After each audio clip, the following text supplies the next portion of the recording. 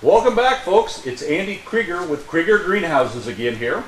And today we're going to talk a little bit about watering plants. I know it's a little tough to think about that now because it's been raining here in the Midwest for the last, week and a half. But one of the really important things out in the garden center is properly watering plants.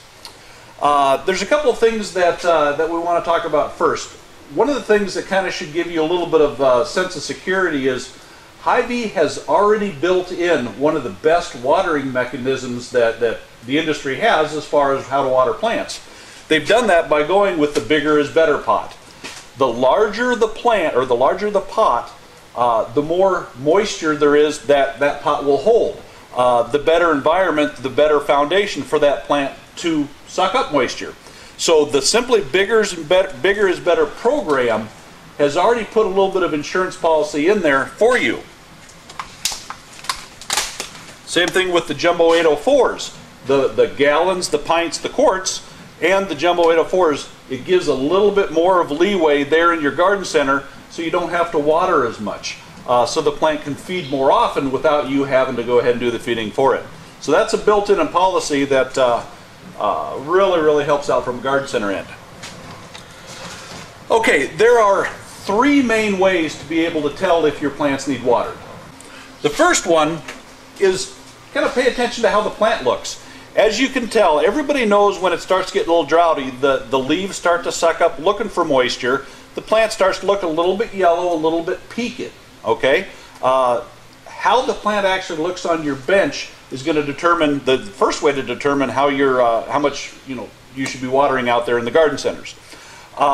Realize that based on the location of your garden center, the plants may need different requirements as far as water.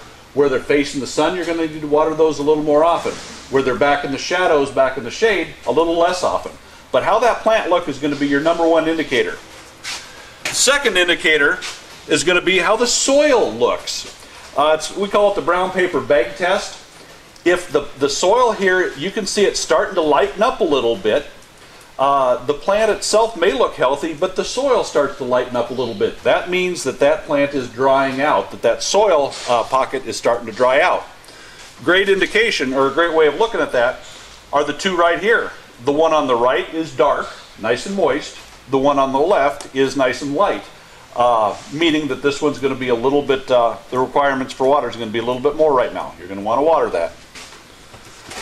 The last way of doing it, you'll see a lot of growers do this, is a touch test. Growers, whenever we're walking through our ranges, we're always touching. And if the surface itself is starting to get a little bit moist, it's going to be, or starting to get a little bit dry, it's going to be a good indicator that you're going to want to go ahead and water those. Another thing we do for hanging baskets, because they're always up a little bit taller, we'll touch. This hanging basket is dry. I'm barely touching it, and it's flopping back and forth. Whereas this one, given about the same amount of pressure, is nice and heavy. You can walk through your garden center and in just a few moments be able to tell exactly the areas that need water and the plants that need a little bit more maintenance. The touch test. Okay, one of the most frequently asked questions we get is how often should you water out there in the garden centers? And then when you do water, should you fertilize every time? Here's the rule of thumb. It is better to water less often but more thoroughly.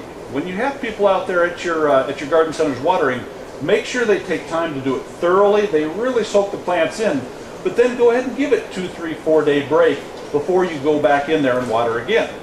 The other rule of thumb is every time you have personnel out there watering, make sure you're feeding the plants. Make sure you're using that Miracle-Gro, that water-soluble fertilizer in your hose end sprayer, or if you do have a Dosatron, a Dosmatic fertilizer injector, be sure that you are putting fertilizer into that system each and every time. If you notice your plant's getting a little bit yellow, a little bit peaked, you're under fertilizing, so make sure you go ahead and provide the food each and every time you're out there on the end of a hose.